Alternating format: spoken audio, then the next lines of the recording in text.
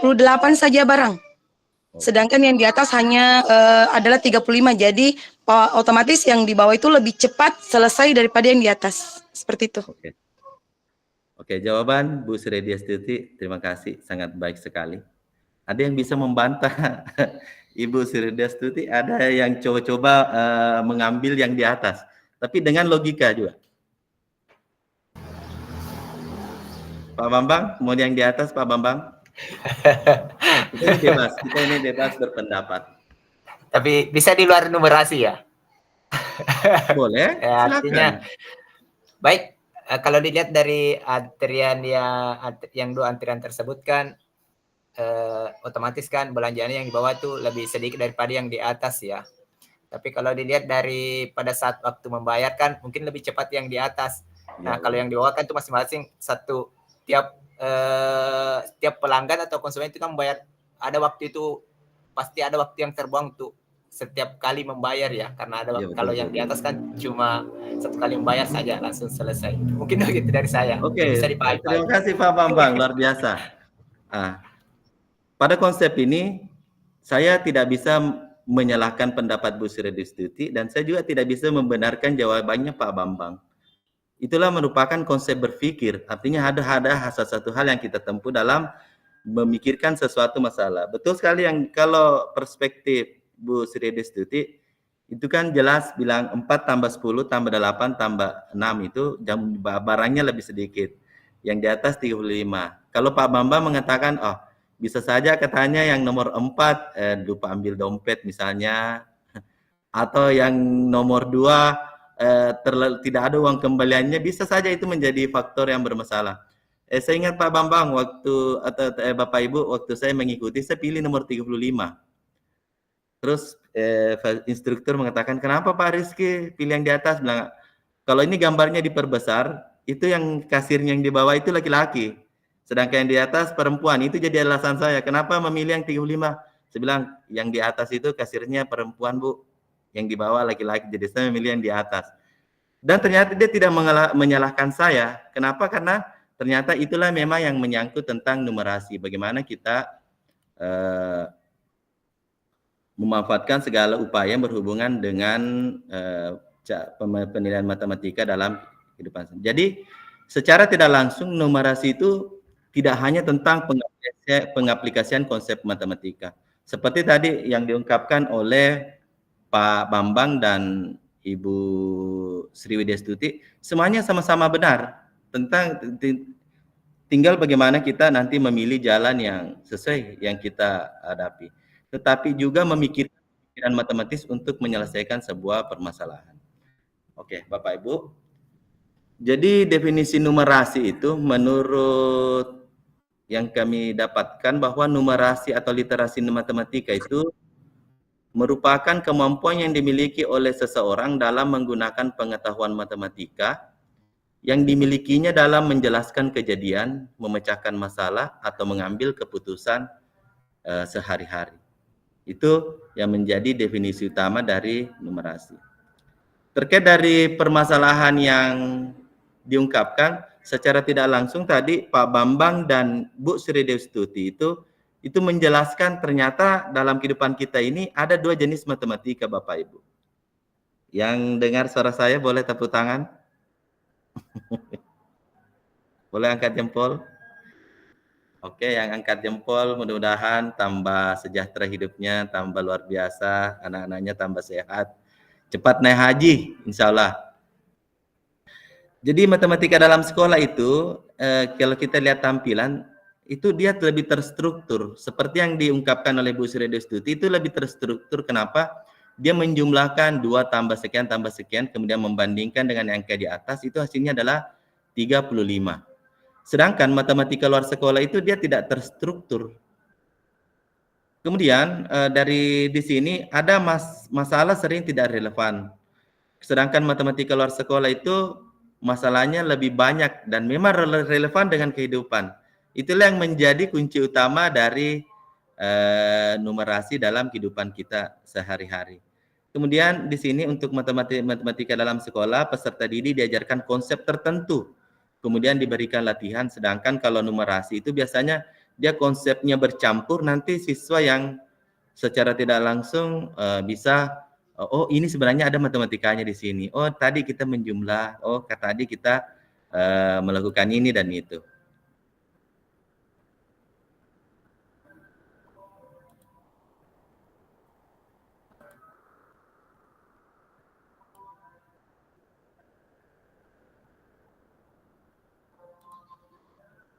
Sama juga seperti yang mungkin soal yang seperti ini.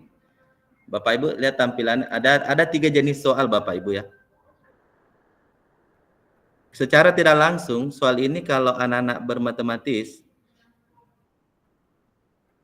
untuk soal pertama itu 15, variabel pertamanya 15, variabel keduanya 4. Kemudian logika dari konteks matematika yang dipakai dalam ketiga soal ini adalah rata-rata adalah pembagian Bapak Ibu. Untuk soal pertama, kira-kira jawabannya berapa? Ada yang bisa?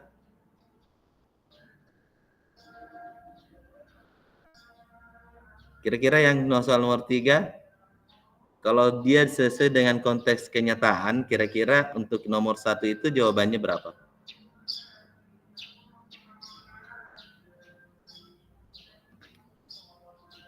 Untuk yang nomor 2, ada 15 orang anak yang akan berangkat ke toko buku. Mereka berencana untuk memesan taksi, tapi satu taksi itu paling tidak hanya memuat 4 orang. Berapa taksi yang dibutuhkan? Terus yang ketiga, ada yang menempuh lintasan, berapa jarak? Ya. Di sini dari ketiga soal ini harus membutuhkan konteks Bapak Ibu. Konteks pertama, kalau kita pakai cara menjawab soal nomor 3, maka jawabannya akan salah. Begitu pula juga dengan soal yang B, kalau kita pakai konteks nomor C, bagian C, itu juga pasti akan tidak tepat. Kenapa? Karena kenyataannya ketika kayunya kurang, itu tidak bisa cukup menjadi satu lemari. Maka yang 15 dibagi 4, dia mendapatkan angka 3, 3 bersisa 3. Jadi 3-nya itu tidak bisa dibuat menjadi satu rak lemari, kalau kecuali diperkecil. Untuk yang B, 15 orang akan pergi dan satu mobil itu dapat memuat 4 orang. Kalau dibagi juga hasilnya sama. 3, kemudian ada sisa 3. Kalau kita cuma memesan 3, berarti yang 3-nya tadi itu tidak bisa berangkat. Maka jawabannya di sini dia harus memilih angka 4. Kalau yang di sini ini baru bisa pakai 15 dibagi 4, itu jawabannya adalah 3,75 atau itulah keunikan dari yang namanya numerasi. Nah, sekarang kita akan melangkah ke numerasi dalam kehidupan sehari-hari. Oke, sebelum saya melangkah ke kehidupan numerasi, semuanya Bapak Ibu,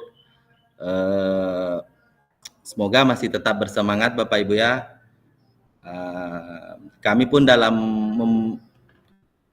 mendesimasikan kegiatan ini sebenarnya luar biasa karena ini butuh 4 hari pembelajaran dan hari ini kami hanya bisa menyampaikan hanya dalam waktu 1 jam. Jadi mudah-mudahan bisa memenuhi hasrat dan keinginan Bapak Ibu semua. Jadi numerasi dalam kehidupan sehari-hari. Di sini saya sudah merangkum ada beberapa contoh konsep numerasi dalam kehidupan sehari-hari. Seperti yang pertama, ini ada soal, ini bisa diberikan kepada anak-anak Bapak Ibu. Apapun jawaban anak-anak kita terima. Yang penting mereka tidak lepas dari konsep matematika dan apapun jawabannya, anak-anak mampu untuk menjelaskan bagaimana caranya dia mendapat. Mungkin saja dia mungkin ada anak-anak yang menjawab 50 dibagi 10, boleh. Ada mungkin yang menjawab 150 dibagi 100. Ada yang menjawab 5 anak beruang tapi beratnya 100 kilo. Dan ketika anak-anak ada yang cerdas, maka dia akan menemukan bahwa oh Pak, masa ada beruang yang beratnya 500 kg. Nah, ini kalau anak-anak yang cerdas dia akan memprotes kita Bapak Ibu. 500 kg. Tidak ada beruang yang bisa mencapai 500 kg, walaupun mungkin bisa saja ada.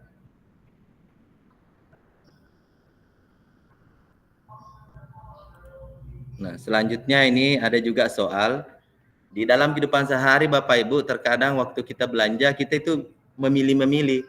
Oh, kalau saya beli ini saya ambil ini berapa kilo, saya ambil beli ini berapa kilo, uang saya cuma 50.000. Kadang kita berpikir seperti itu. Jadi secara tidak langsung kita itu melakukan sebuah numerasi, perhitungan.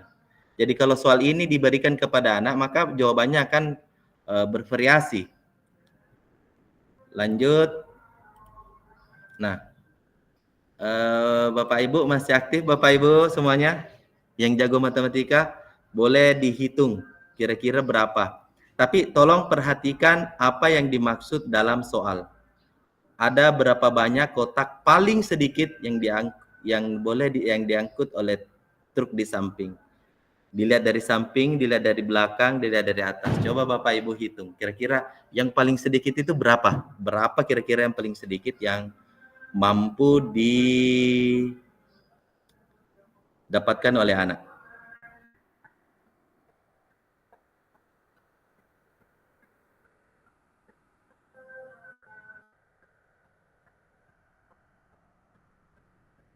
Ya, Pak Bambang lagi menghitung, Pak Bambang. Ada Bapak Ibu yang bisa? Berapa kira-kira luasnya Bapak Ibu? Dilihat dari atas, panjangnya 7, lebarnya 3. Kalau ada di belakang itu lebarnya 3, tingginya atas. Kita bisa hitung, oh 3 kali 3 misalnya. Sedangkan kalau dilihat samping yang di bawahnya full, yang di tengah-tengahnya tidak full. Ini akan melibatkan sebuah proses perhitungan Bapak Ibu ya. Kira-kira kalau lapisan di bawahnya berapa, lapisan keduanya berapa, lapisan ketiganya. Maka anak-anak akan menghitung. Akan tetapi Bapak Ibu sedikit ya, karena ini masalah waktu, harusnya ini bisa lama. Saya akan memperlihatkan sebuah proses penyelesaian dari soal tersebut. Ini di tampilan ada aplikasi yang bernama isometri Bapak Ibu. Oh, tidak jadi. Oke, ini ada isometri Bapak Ibu. Saya akan mencoba menggambar sesuai dengan desain yang ada pada gambar tadi. Caranya saya akan menyusun 3 balok dan panjangnya 7.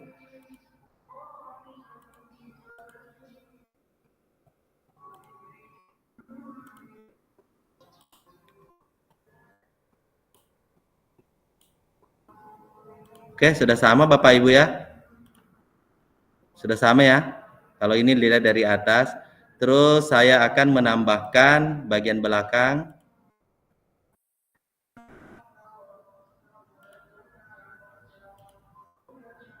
Jadi kalau kita lihat dari belakang, maka dia posisinya adalah seperti ini. Kelihatan 9 Bapak Ibu ya?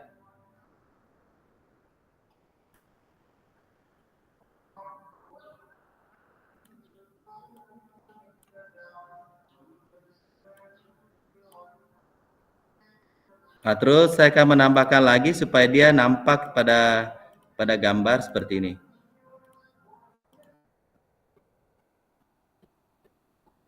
Nah,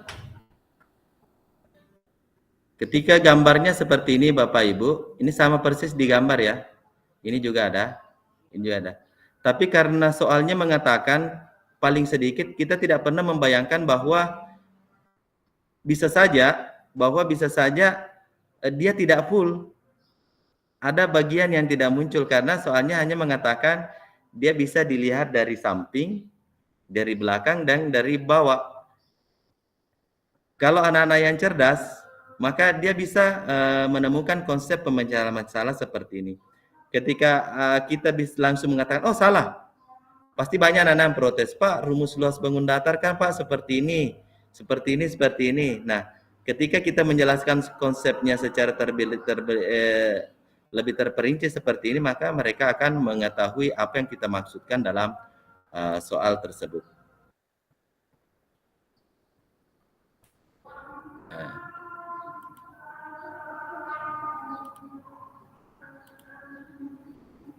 Lanjut, saya rasa untuk hal ini Bapak Ibu sudah paham.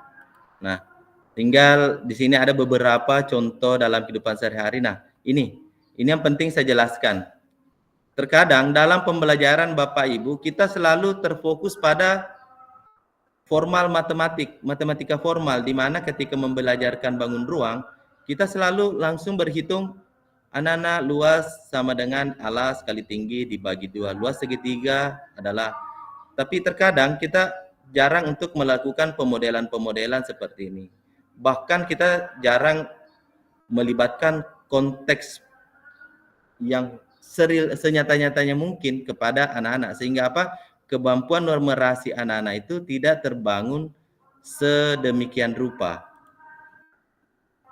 Nah, lanjut materi tentang materi lintas numerasi lintas pembelajaran. Di sini Bapak Ibu ada 3 jenis tuntutan pengalaman dan terminologi dalam pembelajaran numerasi. Saya langsung saja pada konteks numerasi abad 21. Mungkin ada Bapak Ibu yang sudah mendapatkan materi ini sebelumnya. Tapi izinkan saya untuk men-share pertama bahwa dalam membangun konteks numerasi itu dibutuhkan sedikitnya ada 5 bagian. Yang pertama ada orientasi kritis. Yang dibutuhkan dalam numerasi itu adalah bagaimana anak-anak mampu berpikir atau bernalar yang kritis, tidak hanya menyelesaikan 2 tambah 2 4 selesai. Akan tetapi dalam konteks numerasi itu diperlukan juga adanya disposisi karakter dari P5. Juga ada alat. Dimungkinkan ada media atau hal-hal yang bisa menstimulasi anak-anak dalam proses belajar. Begitu pula dengan konteks. Konteksnya itu ada terbagi 3. Yang pertama personal, saintifik, dan sosial budaya. Sedangkan untuk pengetahuan matematika itu barulah berisi dengan pemecahan masalah sesuai dengan keterampilan matematika yang mereka miliki, misalnya harus dijumlahkan, harus dibagi, harus dipangkatkan, dan harus dikuadratkan. Ini karakter P5-nya. Terus konteksnya, orientasi kritisnya seperti ini berupa kegiatan mengevaluasi kewajaran. Jadi kita perlu menitikbawahi di sini adanya kewajaran dari hasil yang diperoleh dalam menyadari penggunaan pemikiran matematis untuk menganalisis situasi dan menarik kesimpulan. Itu merupakan hal yang sangat penting dalam membangun konteks numerasi pada anak didik kita.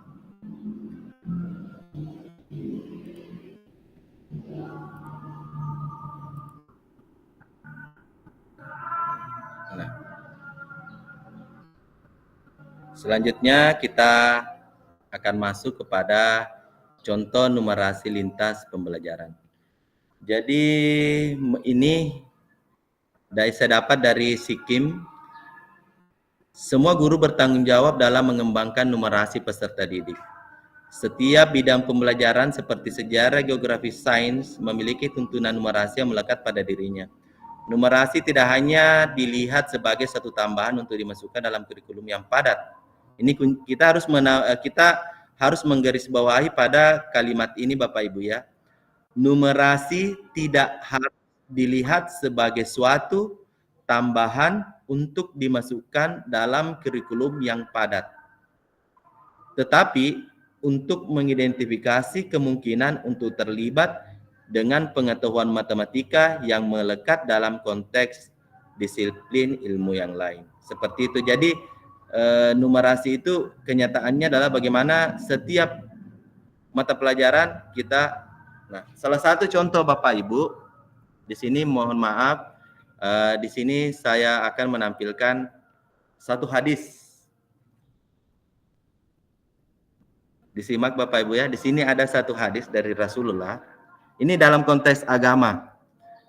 Barang siapa yang mengajak kepada petunjuk atau amal baik, maka ia akan mendapatkan pahala yang sama seperti pahala orang yang mengikutinya, tanpa mengurangi sedikit pun pahala orang yang melakukannya. Barang siapa yang mengajak kepada kesesatan, maka ia mendapatkan dosa setimpal dengan dosa orang yang mengikutinya, tanpa sedikit pun mengurangi dosa orang yang melakukannya. Hadis riwayat Muslim. Secara tidak langsung dengan hal-hal seperti ini bisa, dan setiap agama pasti punya hal-hal yang bisa digali. Mata pelajaran agama pun kebetulan kebetulan saya beragama Muslim, jadi saya mengambil dari sini.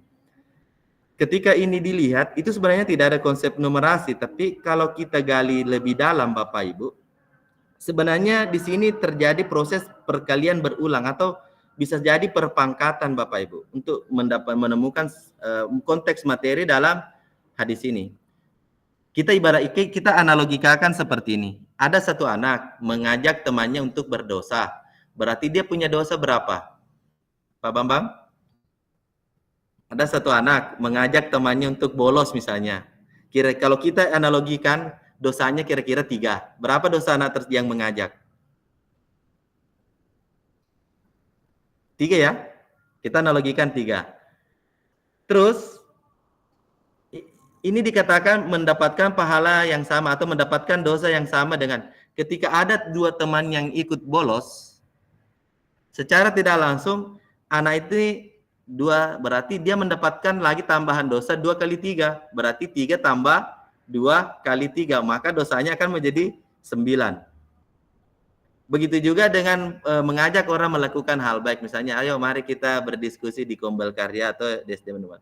Ketika banyak yang ikut dan itu merupakan satu ibadah yang kita lakukan, maka siapa yang menginisiasi hal-hal tersebut maka akan mendapatkan pahala yang sama dari orang-orang yang mengikutinya. Jadi kalau ada 100, maka kalau kita analogikan misalnya dosanya 3, maka dia akan mendapatkan dosa 300 berasal dari 3 kali 100 atau dalam hal-hal yang lain. Nah, itulah dan banyak sekali di sini. Contoh misalnya di bahasa Indonesia ada seperti ini. Ketika kita membaca tabel, arah posisi dan bentuk, membaca satuan, mempertimbangkan berbagai ukuran, itu semuanya sudah termasuk numerasi dalam kehidupan sehari-hari. Ini juga untuk seni. Ketika ada pola simetris dan sebagainya, itu semuanya sudah mengandung unsur numerasi dalam pembelajaran. Ini kalau pembelajaran Pancasila, kita buatkan proyek anak-anak, akan membuat gotong royong membuat sampah misalnya, terus kita masukkan ada operasi hitung matematika, itu boleh. Mendistribusikan bantuan sosial, kira-kira misalnya kalau ada bencana kebakaran, terus anak-anak diberikan untuk untuk menyumbang, terus misalnya ada 3 orang yang terdampak kebakaran, itu anak-anak bisa dilibatkan dalam penghitungannya, bisa pengumpulan dana bencana dan lain-lain Bapak Ibu. Nah, bahkan matematika dalam pembelajaran matematika itu ada numerasi, ada yang tidak. Makanya tadi ada yang mengatakan semua matematika itu adalah numerasi dan semua numerasi dalam matematika, ternyata belum tentu. Kita perlihatkan di sini. 2 tambah 2, 4. 1 tambah 3, 4. 0 tambah 4, 4. Ini tidak membutuhkan suatu pemikiran yang lebih kritis daripada anak-anak. Tapi kalau kita buat soal seperti ini, ibu guru memiliki 4 buah lembar PDP, akan dibagikan kepada murid. Berapa banyak kemungkinan pembagian kepada murid laki-laki dan perempuan yang akan terjadi? Kalau anak-anak sendiri yang mampu membuat formulasinya ini, misalnya 2 laki-laki, 2 perempuan, secara tidak langsung itu kita membelajarkan 2 tambah 2. Oh Pak, 1 laki-lakinya 1, perempuannya 3, boleh. Oh Pak, tidak perlu ada laki-laki, perempuan semua saja dikasih. Ternyata itu juga boleh Bapak Ibu. Dan seni, bagian seni IPAS, Dan PJOK pun seperti itu. Ini banyak sekali pola penomoran, pemahaman antar waktu, jarak penghitungan, perbandingan teknik, mengukur suhu, menafsir data sistem, menafsirkan tabel komposisi gizi makanan. Ini kadang kita membelikan kerupuk untuk anak-anak atau biskuit Bapak Ibu, kita tidak memperhatikan komposisi bahan yang ada di dalamnya. Terkadang kalau kita baca, di situ biasa ada gulanya 4%, apa dan sebagainya. Kalau itu bisa kita jadikan pembelajaran Bapak Ibu, bisa saja anak-anak kita suruh membawa beberapa jenis kerupuk atau makanan-makanan. Kemudian anak-anak disuruh menghitung berapa besar kalorinya kalau dia makan 3 wafer merek nabati atau dan sebagainya. Itu sudah bisa, itu juga bisa menjadi sebuah pembelajaran yang matematis kepada anak. Nah, untuk materi, saya rasa secara kontekstual saya sudah saya sudah men-share bagian-bagian yang penting untuk kita ini bukan final Bapak Ibu ya dalam konteks belajar kita. Kenapa? Karena masih perlu kita bahas seperti ini. Ini tadi saya tidak tampilkan Bapak Ibu, banyak ibu-ibu ketika melihat beli 5 harganya 12.000, beli 1 23.000. Kebanyakan ibu-ibu banyak langsung membeli ini, oh lebih baik ambil 5 karena harganya 12.000. Akan tetapi kalau ini dibagi Bapak Ibu, ternyata harganya ini lebih mahal. 12.000 dibagi 5 ternyata harganya lebih mahal daripada kalau kita beli satuan. Itulah termasuk konsep numerasi dalam kehidupan sehari-hari. Nah, ini juga salah satu mungkin sebagai akhir pertemuan kita. Ini model pembelajaran aljabar Bapak Ibu ya. Ketika kita menjelaskan X tambah Y sama dengan 5.000, itu kadang susahnya. Tapi kalau kita menjelaskan seperti ini, seorang anak membawa uang 5.000, dia akan membeli 2 jenis kerupuk dengan harga yang berbeda, tuliskan kemungkinan anak itu bisa berapa, beli berapa. Ini juga termasuk pembelajaran aljabar. 1 gajah itu berbanding dengan 3 sapi. 3 sapi berbanding dengan 4 kambing. Kira-kira kalau 4 sapi itu berapa angkanya di sini? Atau soal yang kedua, kalau ada 1 gajah tambah 1 ini, anak-anak dengan melihat ini mereka bisa memproyeksikan beberapa pemecahan masalah, dan saya yakin pasti akan berbeda-beda yang didapatkan oleh anak. Dan kuncinya di sini kita guru jangan pernah menyalahkan apa yang didapatkan oleh anak, tapi kita hanya dituntut untuk memberikan penguatan bagaimana pembelajaran itu bisa terjadi. Dan yang terakhir, sebenarnya saya sudah panjang lebar menjelaskan hampir 1 jam Bapak Ibu. Konsep utamanya hanya sebenarnya mengarah kepada 3 pernyataan ini Bapak Ibu.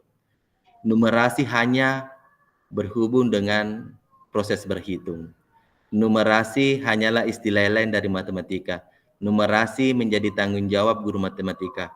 Ternyata semua hal itu adalah pada dasarnya tidak benar Bapak Ibu ya. Mudah-mudahan apa yang saya sampaikan bisa menjadi cikal bakal awal pembelajaran kita ke depannya.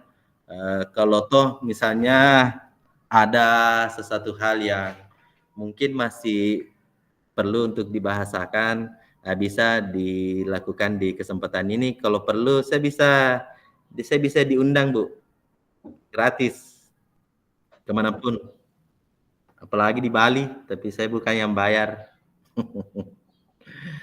Oke, sedikit quotes dari saya sebelum mengakhiri. Izinkan saya sedikit menyampaikan sebuah syair kalau boleh. Mawar tidak pernah menjelaskan bahwa dirinya itu indah. Batu tidak pernah menjelaskan bahwa dirinya itu kuat. Matahari tidak pernah menjelaskan bahwa dirinya itu tangguh.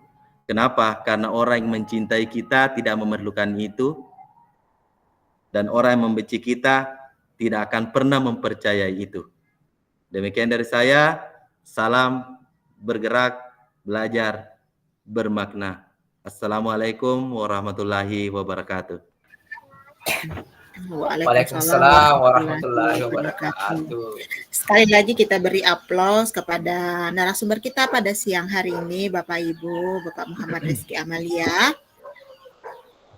Dan Bapak Ibu, karena tadi Pak Rizky sudah menyampaikan materinya, sekarang kita tiba di sesi tanya jawab. Jika Bapak Ibu memiliki pertanyaan, Bapak Ibu bisa melakukan raise hand atau mengetikkan pertanyaan Bapak Ibu melalui chat box. Silahkan Bapak Ibu yang ingin bertanya secara langsung kepada Bapak Muhammad Rizky Amalia, silahkan untuk raise hand.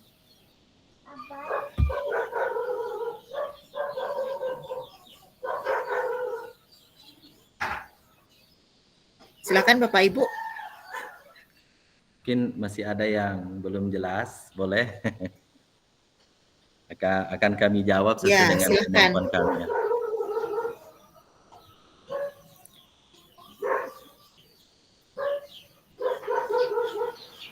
Kayaknya materinya pas semua ini Bu Eka, tidak ada yang boleh. Pas. Oke, kalau tidak ada yang bertanya, mungkin saya lihat dulu ya. Nah,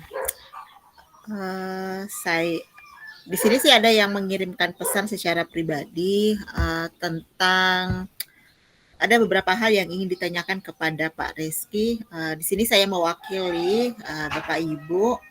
Pertanyaan pertama, Pak Muhammad Rizky. Di sini peserta menanyakan, menginginkan contoh konkret dari integrasi numerasi ini dengan mata pelajaran di sekolah, misalnya mata pelajaran IPAS, bahasa Indonesia, seni atau sebagainya. Apa ada contoh konkretnya yang mungkin mungkin sering Pak Rizky lakukan di sekolah selain dengan contoh kegiatan yang dilakukan tadi melalui video siswa bermain kartu tadi ya Pak Rizky.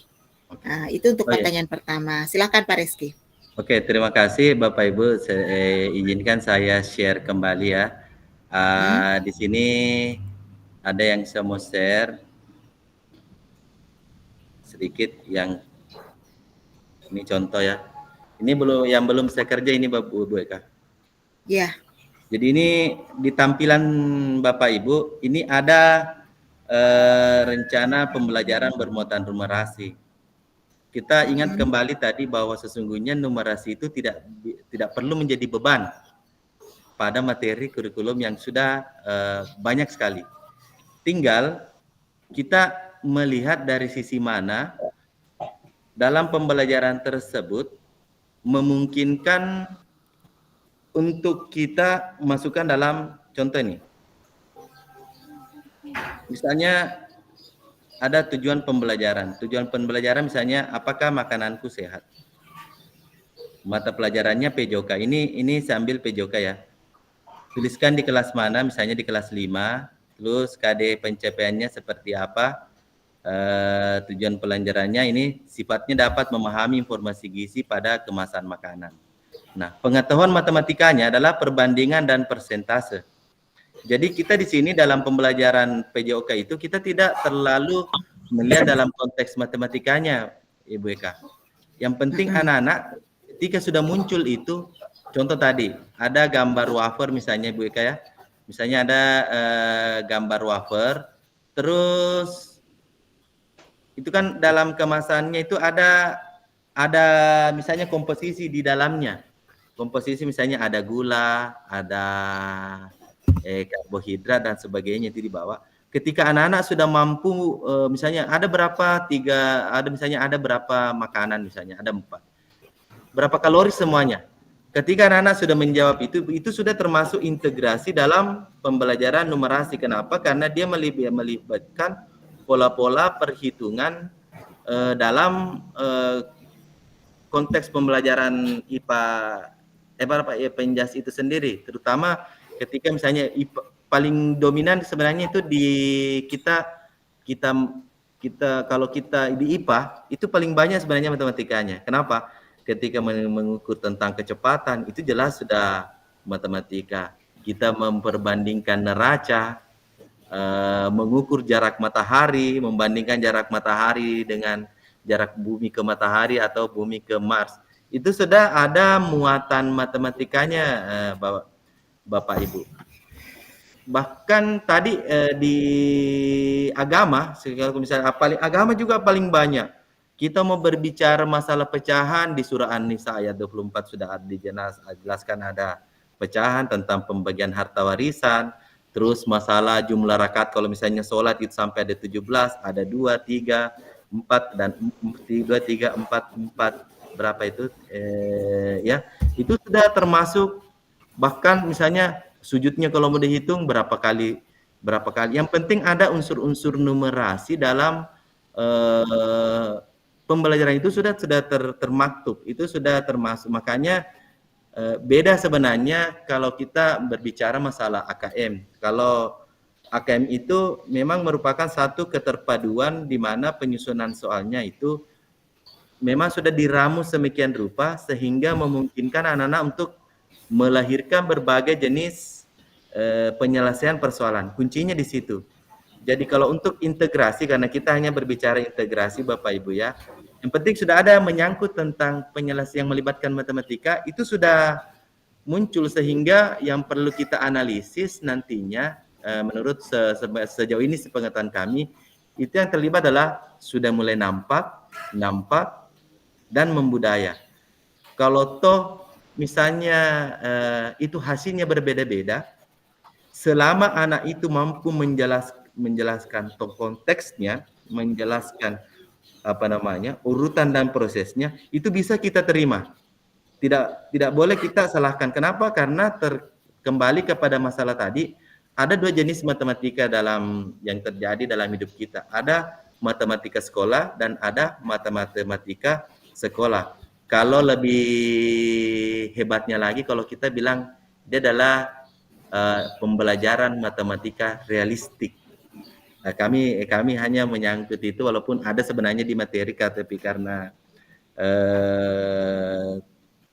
kita terbatasi oleh waktu, atau kita samakan dengan matematika kontekstual atau matematika istilahnya. Jangankan di mata pelajaran Bapak Ibu ya, sedikit. Anak kecil saja yang tidak bisa bicara, hanya mampu duduk, ketika dia pegang kerupuk, coba minta Kak sedikit.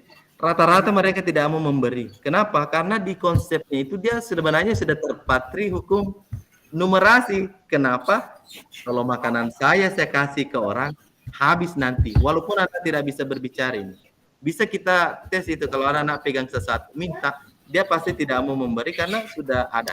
Makanya saya bilang tadi, apakah dalam kehidupan kita ini bisa terlepas dari matematika? Ternyata kalau kita mau lihat itu kita tidak bisa terlepas dari matematika. Demikian kalau itu sementara penjelasan saya. Kalau untuk terlebih terperincinya bisa kita sharing lebih mendalam di kesempatan yang lain. Tinggal hubungi saya. Ada beberapa yang bisa nanti saya tampilkan. Terima kasih. Oke, terima kasih Pak Reski. Sangat menarik seperti yang disampaikan tadi oleh Pak Reski bahwa sebenarnya sih mungkin bisa sedikit berbagi. Saya sebenarnya setuju dengan yang disampaikan oleh Pak Reski. Berbicara mengenai numerasi itu kita selalu kalau saya secara pribadi menekankan bahwa sebenarnya kesalahan siswa dalam bernumerasi itu sebenarnya dalam tanda kutip bisa dikatakan hal yang wajar, karena kita sebagai guru itu harus selalu bisa menstimulasi, ya, kita harus bisa menstimulasi kemampuan numerasi siswa agar nantinya dapat memperbaiki kesalahannya di kemudian hari. Contoh tadi yang disampaikan oleh Pak Reski bahwa kita meminta siswa untuk menyampaikan yang gizi yang tadi ya Pak Rizky ya. Kalaupun siswa salah dalam menyampaikan komponen-komponen atau jarak atau yang lainnya itu hal yang wajar dalam bernumerasi. Inilah tugas kita karena siswa itu butuh proses Bapak Ibu ya.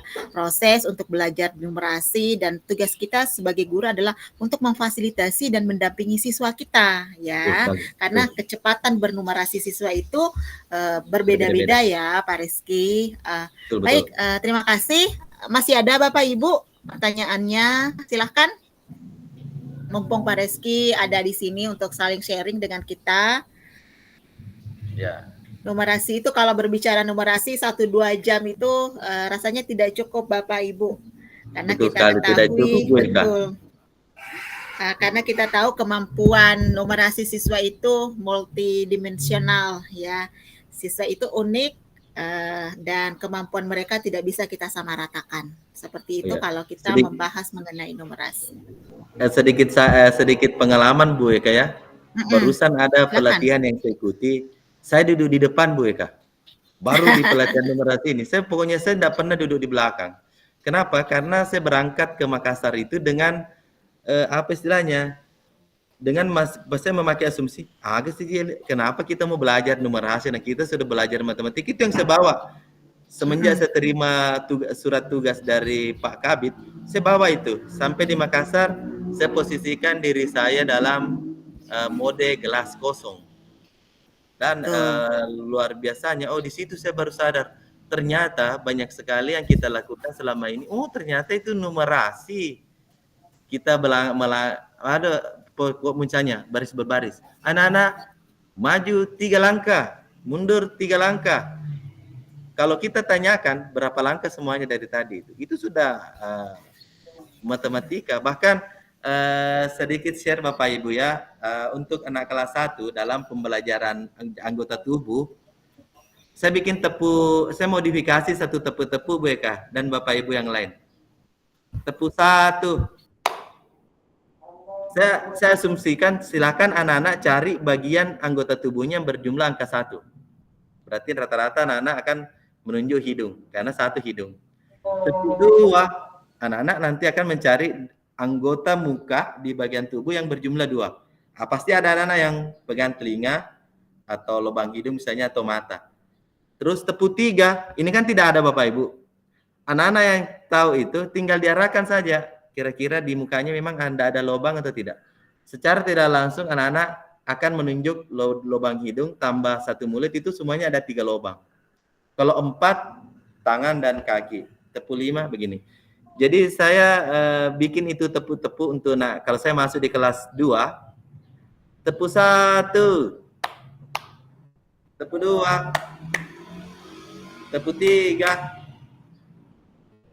Pada saat dia tepu 3, secara tidak langsung kita membelajarkan anak itu 2 tambah 1. Walaupun tidak disebutkan operasi hitungnya. Begitu pula juga dengan 2 tambah 2. 2 tangan, 2 kaki. Itulah yang kami bawa. Oke, ada dari Ibu. Silakan Bu. Ada tadi yang raise hand. Silakan.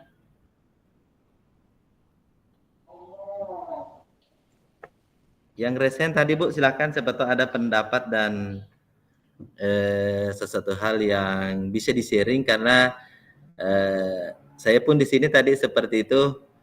Saya selalu mengatakan bahwa kita berada dalam posisi ini adalah kondisi semua murid, semua guru. Saya bisa belajar dari apa yang Bapak Ibu tahu dan Bapak Ibu bisa belajar dari apa yang saya tahu. Kalau dalam bahasa Bugis, sileletas sidapi Pak disengenge. Ada tadi yang angkat tangan Bu Eka? Mungkin salah pencet Pak Rizky. Iya. Ini sudah diturunkan. Ya. Oke, sepertinya sudah paham semuanya. Ya. Karena dari tadi kita ajukan ke peserta apa ada yang ingin raise hand atau tidak. Sepertinya rekan-rekan yang lain sudah paham dengan materi ini ya. Nah, terima kasih Pak Rizky untuk sama-sama. waktunya pada siang hari ini. Nah, untuk Bapak Ibu silahkan mengisi daftar hadir melalui link yang akan saya bagikan pada chat box kita. Sebentar, saya kirim dulu. Nah, sebelum saya kirim daftar hadir, Bapak Ibu, saya sampaikan lagi untuk email, silahkan Bapak Ibu betul-betul menuliskan email yang aktif dan ingat dalam penulisan email itu tidak ada huruf besar atau huruf kapital karena sertifikat itu tidak saya kirimkan satu-satu atau satu persatu, tapi secara otomatis saya kirimkan kami kirimkan melalui panitia secara serentak. Artinya sekali kami melakukan pengiriman itu akan langsung terkirim ke, kalau misalnya 35 peserta itu satu kali kami mengirim akan langsung terkirim ke 35 peserta, dan kami juga tidak melakukan pengiriman sertifikat itu melalui WA atau lain sebagainya. Sertifikat kami kirimkan melalui email berdasarkan daftar hadir yang terisi ya, berdasarkan daftar hadir Bapak Ibu.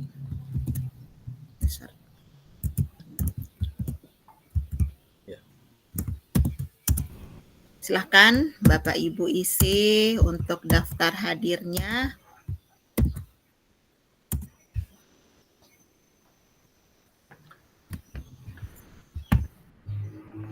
Bu Eka, sebelum diakhiri, izinkan saya mengucapkan permohonan maaf kalau toh ada yang salah, itu karena sepenuhnya saya sebagai manusia biasa.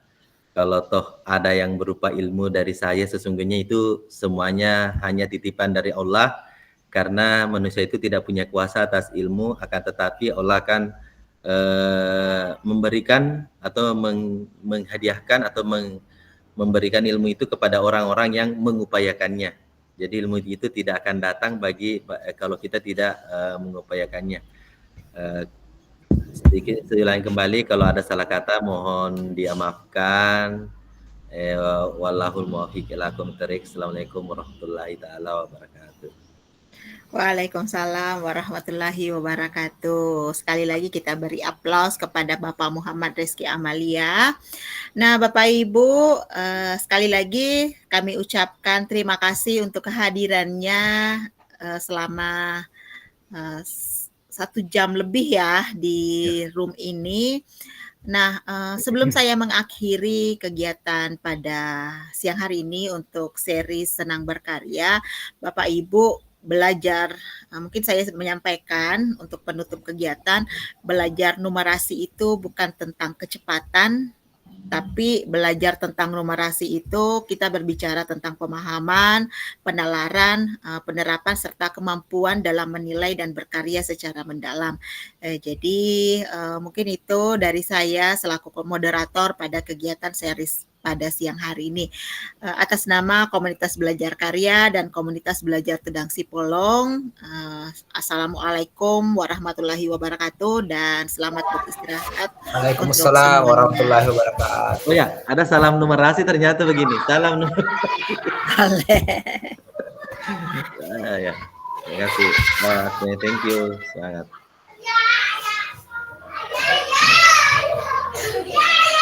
Masih merekam.